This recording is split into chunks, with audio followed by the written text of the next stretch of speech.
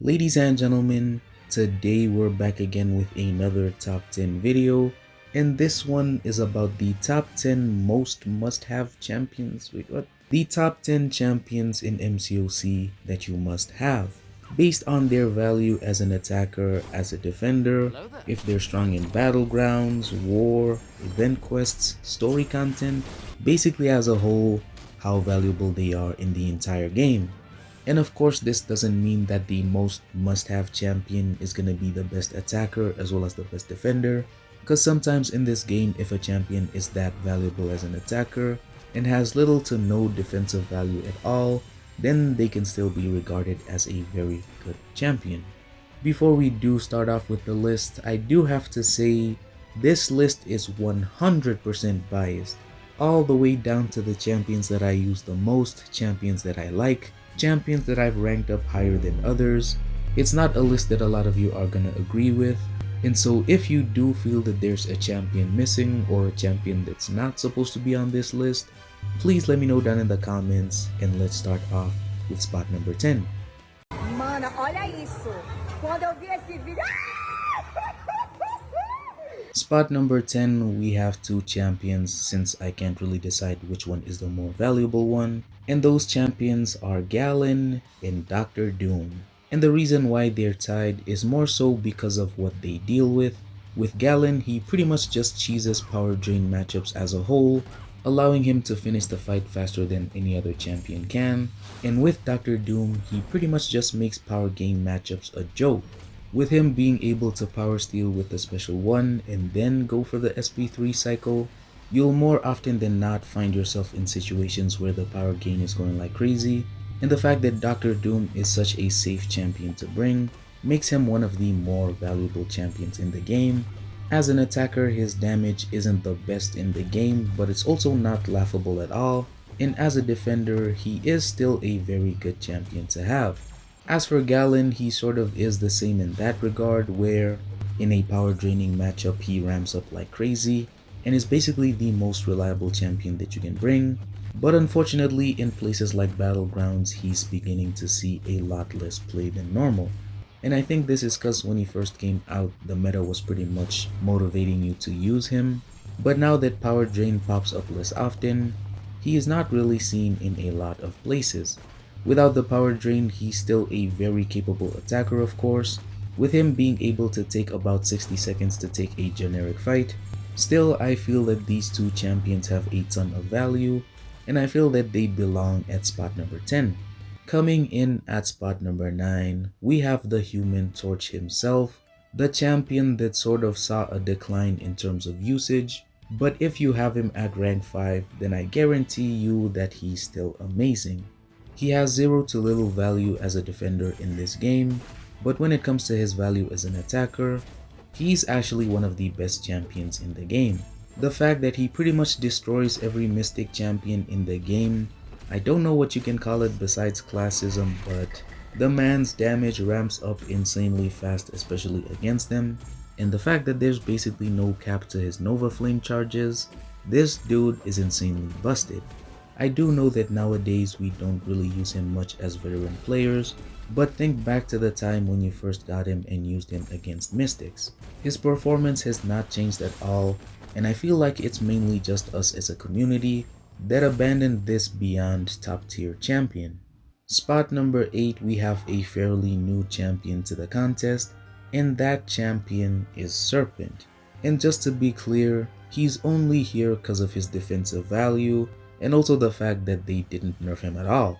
When it comes to his value as a defender, this dude, I think you can even argue he's the best defender in the game right now, because the difference between you having him in battlegrounds and not having him is pretty much a day and night difference, especially with the meta that we have right now, where the opponent gains more power based on the amount of buffs that they have. This dude is a problem for sure. On average, it takes about 70 seconds to beat him if you don't die to him or time out, and the things that make him especially annoying are the power gain, the damage that you can take while you're blocked, the fact that you can't dex his special attacks at all, and the most annoying part, his immortality. When you consider all of these things together, it's clear to see why he's one of the most valuable champions in the game, and though he isn't here for his value as an attacker, he also does have some great value for that. Spot number 7, we have a bit of a relic of the past, and that champion is Nimrod. Now I know this guy has fallen off a little bit, almost as much as Galan but not really that much, but I still think he 100% deserves to be on this list. Nimrod as a whole is just classism at its finest. When it comes to taking down mutants, he pretty much just doesn't really care. If they have prowess, he does more damage and ramps up a lot faster. If they can heal, then he pretty much just takes that off. And the damage that he can do is also pretty great. Not the best, especially in today's day and age, but still a lot when you look at all the other things that he can do.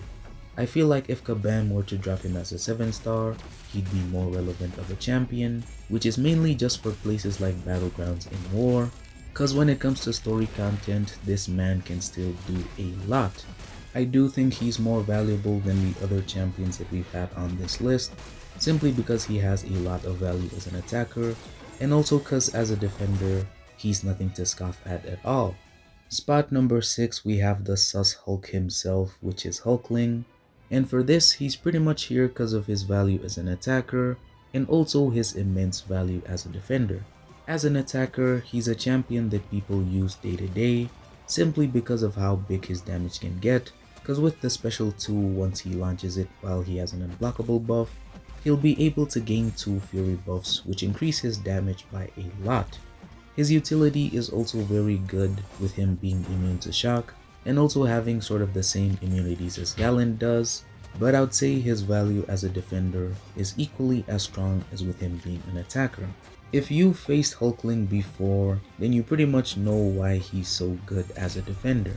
He pretty much gains more power each time he gains a buff via his shapeshifting charges, and if you can't control his power or get him to throw some special attacks, then you're pretty much screwed. I would say he's in the top 5 best defenders in Battlegrounds right now, and overall, his value and presence in the game is just so immense. Coming in at spot number 5, we have the Slayer of God's favorite champion, of course, and that is Cosmic Ghost Rider. When it comes to his value as a defender, it's a little bit non-existent, except when there's extra nodes of course, but he's mainly here because of his value as an attacker. With the right rotations, he can pretty much do 3 million damage per minute, and when it comes to Battlegrounds, he's one of the fastest champions that you can use. His speed is very adjustable, whether it's a short fight, whether it's a medium length fight, or if it's a very long fight. The dude can always adapt and can pretty much just get the job done. Now it's not just his attack value alone, it's also his utility if you think about it, because with him being immune to bleed means that you can bring him for a lot more fights than compared to a champion like, let's say, Juggernaut, and also his extra utility consisting of him being able to power lock the opponent, him being able to fate steal them, and him being able to stop them from healing. And though he's only powerful as an attacker, I do feel he's one of the most valuable champions in the game. Spot number 4, we have the bow and arrow girl herself, and that is Kate Bishop, the Queen of Necropolis. If you've never used Kate Bishop before or don't have her at a high rank, then I can confidently say without a doubt that you're missing out. She has Evade, she has Tranquilize, she can passively stun the opponent, and most importantly, her cold snaps which deal a lot of damage.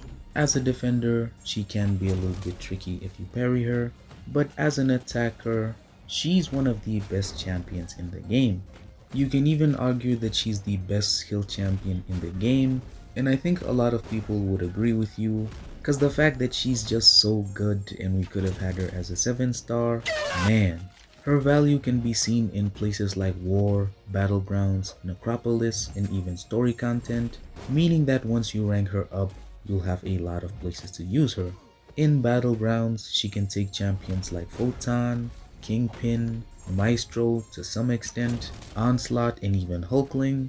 She's just so good, and I think you pretty much just have to see it for yourself. Coming in at spot number 3, we have the bold-headed man himself, and that is Absorbing Man. And for this, I don't really think I have to explain anything. Absorbing Man is one of, if not the best Mystic champion in the game. He was literally made for war as an attacker, especially with his immunities. As a defender, if you don't handle his healing, he can pretty much be annoying. And the damage that he can deal once he consumes his morphing charges, it's not normal to be honest. I feel like he's one of the best champions that were added to the game. The only thing that I would say makes him a little bit less valuable is the fact that you have to light intercept the opponent in order to keep your mode paused for a certain amount of time, but other than that, I feel like he's a very perfect champion. He has the damage, he can be pesky on defense, he's a champion that you'd use everywhere and you can pretty much use him for cheesing. Spot number 2, we have a bit of an interesting one. Actually, no, this is the wrong one. We have the best mutant champion in the game, and that is Onslaught. Now, some people say that Mr. Sinister is the best one in the game, but nah. I feel like the amount of value that Onslaught has, he's just so good that you sometimes forget that he's just so good. The man has utility like no other champion in the game. He can counter miss, he can pretty much go unblockable, he reduces the opponent's ability accuracy, he can heal from bleed, incinerate as well as shock. There's probably more that I didn't mention, but the fact that he can do all those things alone, damn. But that's only his utility. When it comes to his damage, I'm sure if you've seen rank 3 gameplay of his before, you can pretty much understand why he's so good. As for his value as a defender, it definitely did go a little bit down since a lot more people know how to fight him, but even the slightest mess up can pretty much just have you dead. I think that it's a no-brainer as to why he's the second most valuable champion in the game, but if you think otherwise, then please let me know down in the comments. And coming in at spot number 1, we have your favorite champion. You see, in this game, I'm just kidding, it's Hercules. The fact that he's hated by Kabam and the fact that he pretty much saves you from using revives makes him the most desirable champion in the game. Now of course he's not the best champion in the game by any means, but the simple fact that when he's about to get knocked out, he gains an immortality that pauses whenever you hit the opponent. He's pretty much just a unit saving machine. You can give him a single revive and he'll probably be able to take a fight down. I mean, the dude is just absolutely busted, man. And that is pretty much it for the top 10 most must-have champions in the game. Let me know down in the comments if a certain champion was not supposed to be on this list. Make sure to join my Discord group, the link will be down in the description. And yeah, I'll see you guys in the next one. Peace!